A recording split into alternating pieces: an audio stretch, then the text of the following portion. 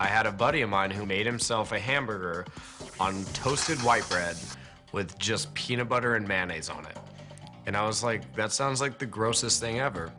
And he was like, trust me. Something unique, but something classic. Holy cow. Wow. Just an ode to a classic hamburger. Peanut butter, mayonnaise, sunny side up egg, and then a little bit of textured caramel bacon in there. Did you say peanut butter? I did, yeah. Oh my God, it's not bad. The peanut butter works with the mayonnaise. This is kind of an Elvis burger. It's a 5-napkin burger. Do you need my napkin? Shower, a bath. I grew up eating traditional Southern fried chicken. My grandfather probably made the best chicken I've ever eaten. When I eat fried chicken now, that's what I think about. Are you brining from the inside? Yeah.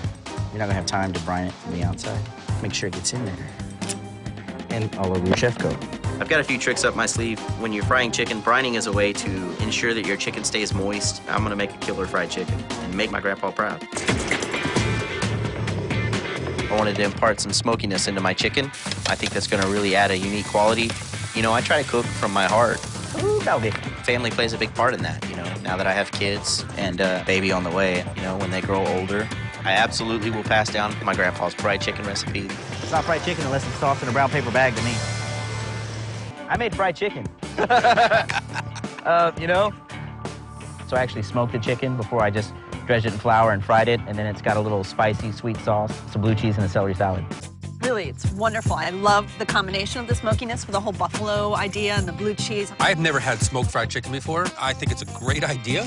It wasn't that crispy, but it had the most flavor of any chicken on the table. Yo, Doug, how you doing over there? I definitely made sausages, but not like this. In this amount of time, the trickiest part of making sausage is just getting it stuffed correctly. We have to stuff it tight enough that the casing is stretched thin, so it pops when you eat it, and it doesn't, you know, feel like a used condom. Sorry, Mom. No casing, Gregory? No.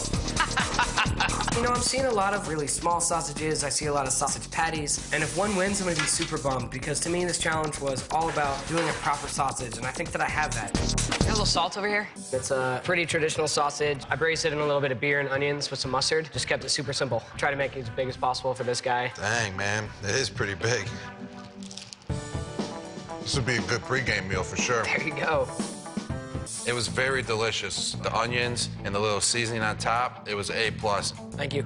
Team is making chile con carne, a Texan beef chuck chili with roasted corn salsa. We have enough charisma in this group. Nice.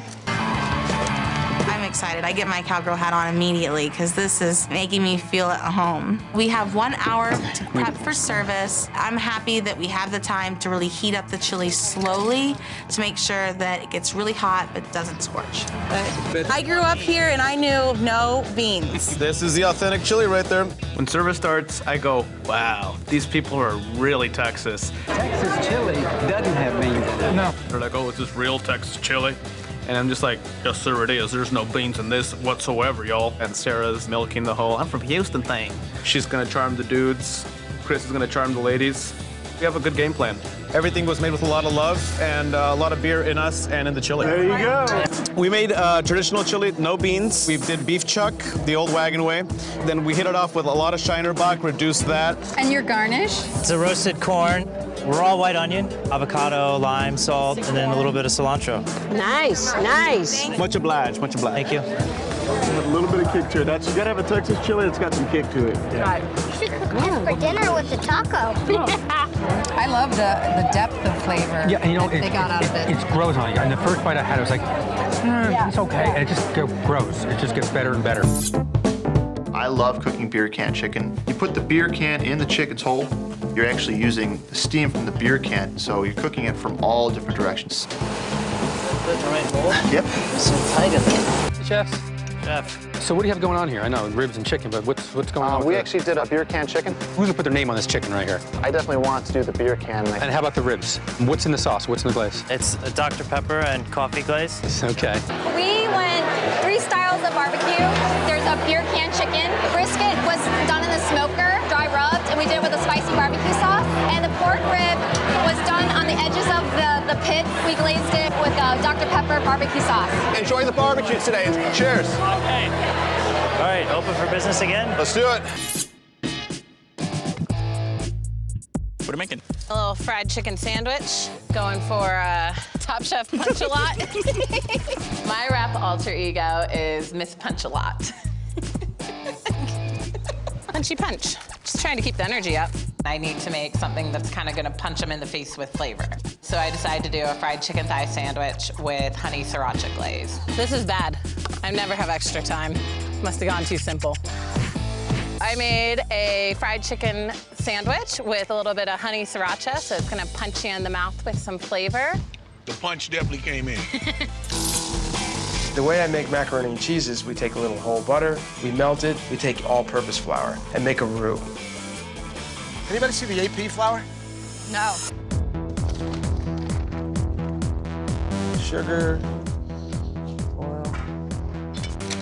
Yeah, there's no AP flour. You gotta be kidding me. It's modernist macaroni and cheese. Xanthan gum is a thickening agent. They use it in chewing gum. If I add xanthan gum to my cream and milk, it's going to emulsify it just like flour. It's a risky move, because if you put too much xanthan gum in something, it gets really gluey. I think I found a new way of doing this. I kind of like this better than using roux. And sure enough, it's working. Cooked it on the flesh side down. Grill, I saw something in there in hotel pans. What is that? That's a macaroni and cheese side we're gonna do. We didn't get AP flour, so I made xanthan gum today. Okay. Have you done that before? I have not, but you know. Got a beautiful Velveeta texture now. Of course it's gorgeous. Good luck. All right. It's a little smoked mac and cheese for you today. Thank you. You're having from me some sorghum braised pinto beans with a little mango, jalapeno, and kohlrabi relish on top. Mac and cheese is very interesting. Yeah, I've never had anything like this before.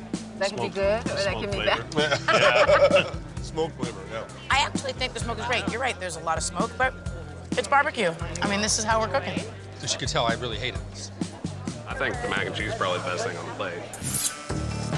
I'm gonna take the idea of the chicken wing, which is a pretty traditional New York staple, and put my own twist on it. What I need to do is completely set up my station. I've got 200 pieces of chicken wing that I have to get crispy. So when the first diners actually arrive, I'm ready to go with at least 20 or 30 of my dish. Hi, Michael. Good evening, Padma.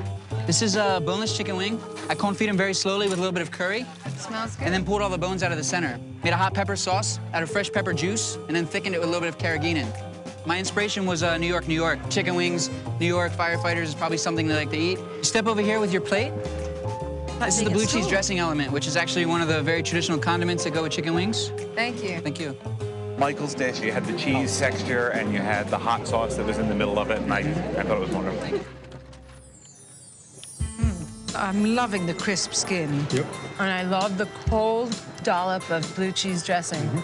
It's a really nice surprise with the hot chicken wing. Pork chops, veal chops, chicken breasts, scallops, and filet. We could easily do a surf and turf with chanterelles, guys. Take it. All right, let's do this. You're gonna be comfortable doing both puree and ragu. I can cook it, I'm gonna do the filet. I've got scallops and leek vinaigrette. Beautiful. 4 minutes, so we gotta get this up. Coming in, coming through, coming behind. Being so close to a horrific attack gives me a greater sense of respect for the bravery of these first responders. And if I get a chance to serve them a perfectly cooked piece of steak, that might be the best way for me to show my gratitude. Time. Let's see how the other teams do. Yeah. What we did for you guys today, a very nice wood-fired filet mignon, beautifully pan-seared scallops sitting on top of a parsnip puree. Who did what? I did the vegetables. I was responsible for your seared scallop and your leek vinaigrette. I seared and seasoned the filet mignon. I hope you enjoy. I'm a big surf and turf fan. And even that sauce, I mean, that's not typically what you would get around here if you were to surf and turf, but it was nice. I think the almond and leek vinaigrette really tied everything together. The beef was perfectly cooked. Same thing with the scallops. That was a dish that you can serve in this restaurant tonight, and I think people would be very happy with it. Thank you very much, Chef. Honor to cook for you.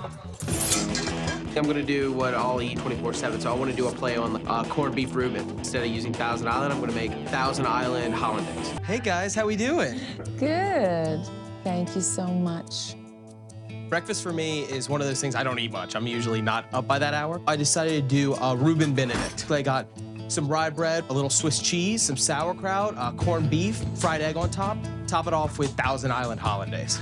This would be a really great sort of a hangover breakfast, wouldn't it? Yeah, totally. Great, thank you so much. Thank you, Eli. I think the dish I've gone for had robustness. So I would say, for me,